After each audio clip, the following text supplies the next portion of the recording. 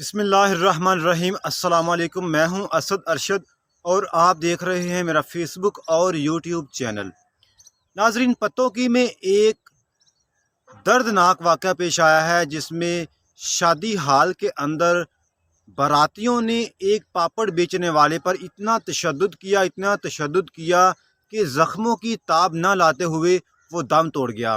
F I R میں کیا لکھوایا گیا ہے، اس کے سالے نے ایف آر لکھوائی ہے، اس میں کیا لکھوایا گیا تھا اور اب تک کتنی گرفتاریاں ہو چکی ہیں، اور شادی ہال اور باراتیوں کے ساتھ اور جو پاپڑ بیچنے والا محمد اشرف ارائیں ہے اس کا جھگڑا کیسے ہوا، آج کی اس ویڈیو میں آپ کے ساتھ شیئر کروں گا۔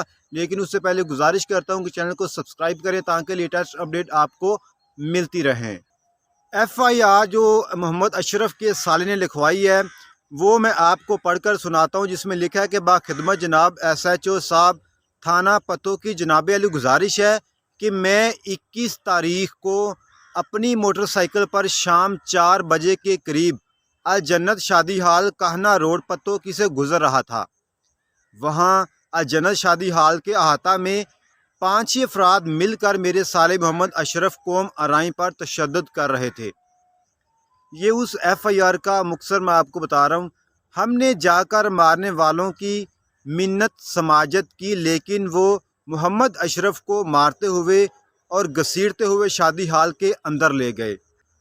میرا سالہ محمد اشرف زخموں کی تاب نہ لاتے ہوئے دم توڑ گیا۔ اس کے علاوہ ایف آئی آر میں یہ لکھوایا گیا ہے کہ باراتیوں اور محمد اشرف کے درمیان جو جھگڑا ہوا ہے وہ پاپڑ بیچنے کی وجہ سے ہوا ہے۔